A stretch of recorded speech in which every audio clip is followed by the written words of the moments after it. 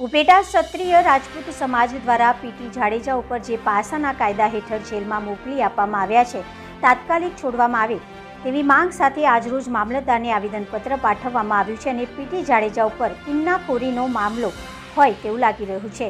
અખિલ ગુજરાત રાજપૂત યુવા આંતરરાષ્ટ્રીય અધ્યક્ષ પીટી જાડેજા જે રાજપૂત સમાજમાં પ્રતિષ્ઠિત વ્યક્તિ અને અસ્મિતા આંદોલનના ખૂબ જ તન મન ધનથી લડતમાં સાથે હતા।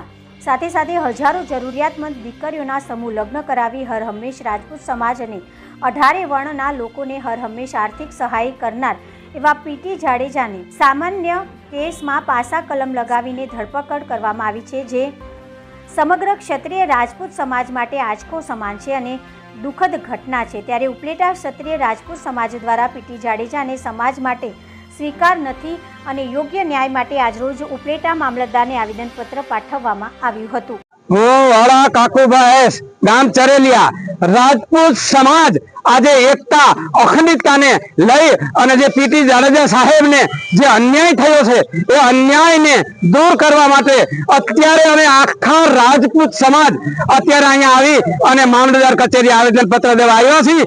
અમે તો રાજપૂત સમાજે તો બલિદાનો આપ્યા છે, એનો ઇતિહાસ કંઈક ગવાહ છે અને અમે અત્યારે જે પીટી જાડેજા સાહેબને ખોટી રીતે ફસાવી અને રાત્રે જે એને લઈ ગયા એ પીટી જાડેજા સાહેબને નથી લઈ ગયા, પણ રાજપૂત સમાજને કલંકરૂપ આ કિસ્સો તમે બનાવી દીધો છે। માટે સરકારશ્રીને હું આવેદન કરું છું, આ સરકારને એક વિનંતી કરું છું કે જલ્દી સે જલ્દી પીટી જાડેજા સાહેબને નિવૃત્ત કરવામાં આવે એવી અમારી સર્વ રાજપૂત સમાજની માંગણી અને લાગણી છે। કારણ કે आत्मसम्मान की गौरव गाथा, आत्मसम्मान की गौरव गाथा जिसने राजपूत समाज के दिल पर लिखे है वो पीटी जाडेजा साहब है, वो पीटी जाडेजा साहब है। जय माता दी। मारू नाम चुड़ासमा भरतसिंह शिवभा। आज रोज उपलेटा तालुकाना तमाम गामना क्षत्रिय समाजना आगेवानो एक आवेदन पत्र देवा आव्या छे।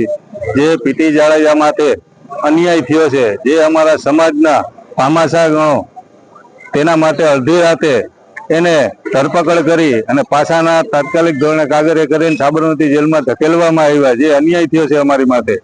એના માટે અમે ન્યાય માટે આવેદનપત્ર આપેલું છે અને અમારા ઇતિહાસ બલિદાન અમે દીધા છે।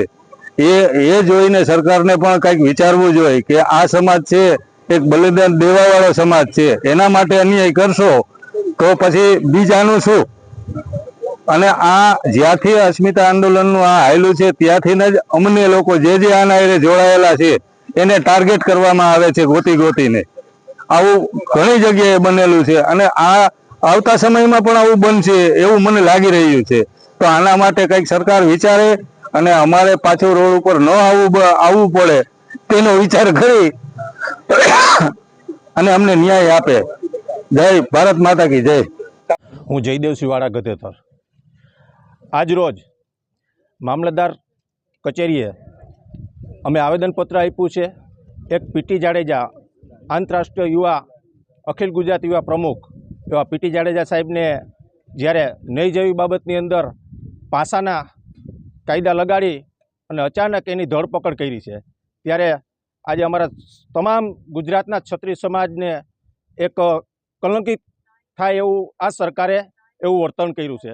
જ્યારે અમારા ઘણા બધા સમાજના ઘણા આગેવાનો એને પણ આવી રીતે ફસાવવામાં આવ્યા છે, ત્યારે હવે અમારો અંત આવી ગયો છે કે ક્ષત્રિય સમાજ માટે કેમ આવો અન્યાય થાય છે।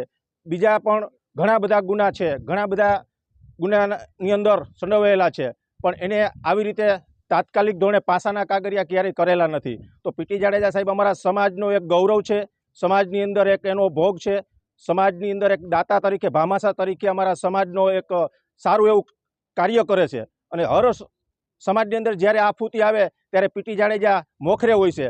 એટલે એમનું આજે અમને એવું લાગે છે કે કાંઈક સરકારને એવું લાગે છે કે આ સમાજનો આગેવાન છે તો આને પાછો પાડવો અને આને ઇજ્જત ઉપર હાથ નાખો, તો એ પીટી જાડેજાની ઇજ્જત ઉપર હાથ નથી નાખ્યો, સમસ્ત ગુજરાતના રાજપૂત સમાજમાંથી આ એક એની આબરૂ ઉપર હાથ નાખેલો છે। એટલે અમને આજે એવો અમારા આખા ઉપલેટા રાજપૂત સમાજ તમામ પાંખું એટલે તમામ જ્ઞાતિ પણ અમારી સાથે છે। એવી રીતે અમે આજે આવેદનપત્ર આપી અને પીટી જાડેજાને ન્યાય મળે, તાત્કાલિક ધોરણે ન્યાય મળે એવું અમે આજે આવેદનપત્ર આપ્યું છે અને સમસ્ત ક્ષત્રિય સમાજ આ રોષે છે। આથી વિશેષ કદાચ ન્યાય નહીં આપે તો અમે રોડ પર ઉતરી અને ગાંધી ચીમકી દ્વારા અમે આંદોલન પણ કરશું એવી પણ અમારી તાકાત છે અને કરીશું.